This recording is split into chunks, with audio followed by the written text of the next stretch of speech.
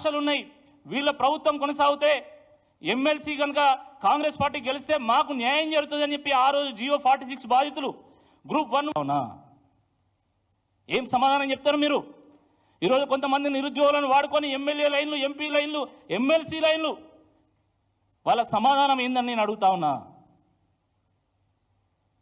ఈరోజు పెద్ద పెద్ద లాయర్లను పెట్టి కోట్ల రూపాయలు వెచ్చించి ఈరోజు నిరుద్యోగులు కోర్టు మెట్టులు ఎక్కితే, ఎందుకంటే ప్రభుత్వం న్యాయం చేస్తలేదు కాబట్టి, ఆ రోజు హామీ ఇచ్చినటువంటి కాంగ్రెస్ పార్టీ కనీసం అపాయింట్మెంట్లు ఇస్తలేదు కాబట్టి వాళ్ళు సుప్రీంకోర్టు మెట్లు ఎక్కి సుప్రీంకోర్టు ఆ తలుపులు తడుతూ ఉంటే మీరు కోట్ల రూపాయలు వెచ్చించి ఈరోజు నిరుద్యోగులను ఓడిస్తూ ఉన్నారు ప్రతి కేసులో. ఇది వాస్తవం కాదా అని నేను అడుగుతున్నా. ఇది మీరు చేస్తున్నటువంటి మోసం కాదా అని నేను అడుగుతా ఉన్నా. జియో 46 విషయంలో ఆ రోజు మీరేం చెప్పింది, ఈరోజు మీరేం చేస్తున్నారు?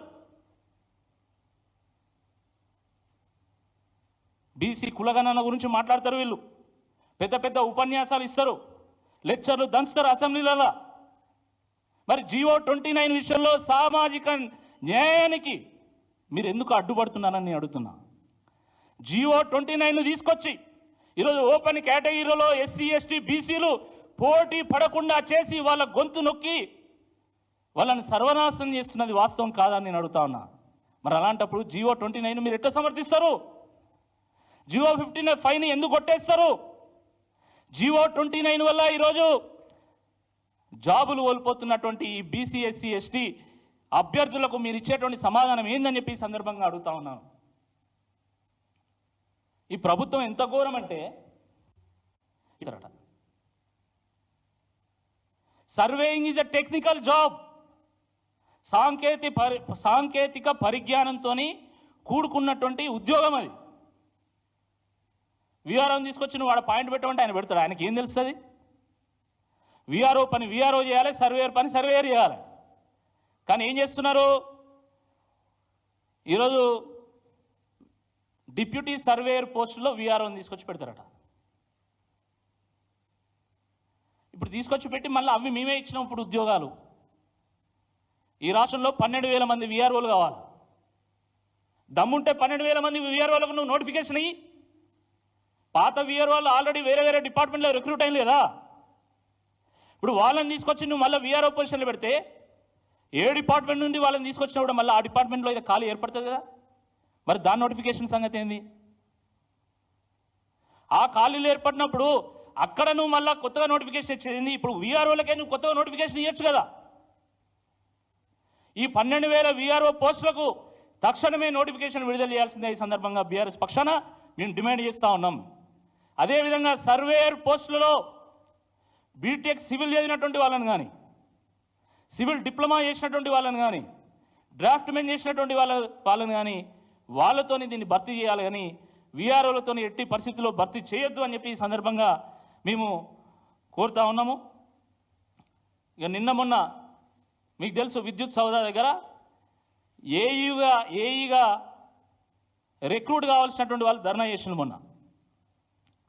వాళ్ళ ఫలితాలు వచ్చినాయి, వాళ్ళ సర్టిఫికేట్ వెరిఫికేషన్ అయిపోయింది.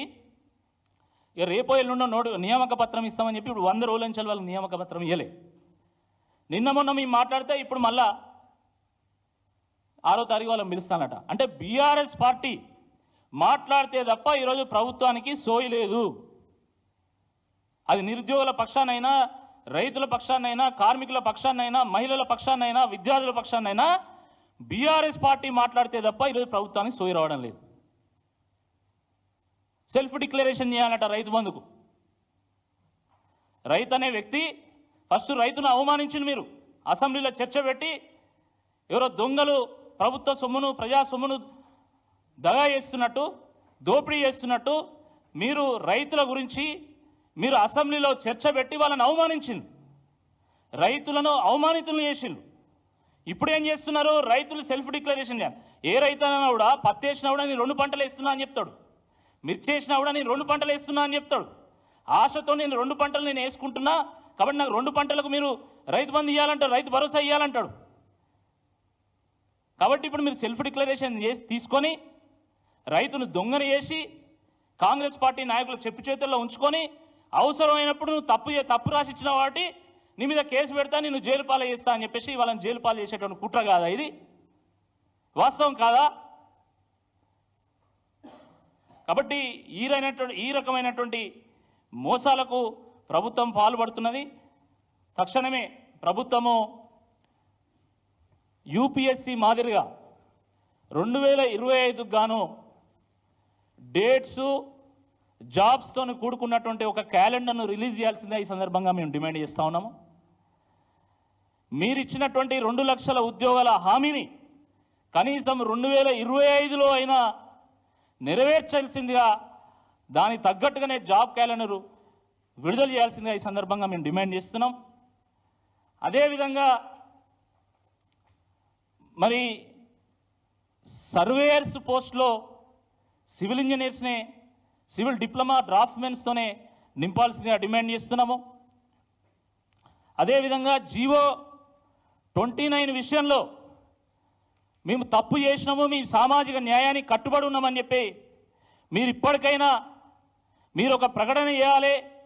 జీవో 29 వల్ల నష్టపోయినటువంటి అభ్యర్థులకు మీ నుండి ఒక ప్రకటన విడుదల చేయాల్సిందే ఈ సందర్భంగా డిమాండ్ చేస్తున్నాము.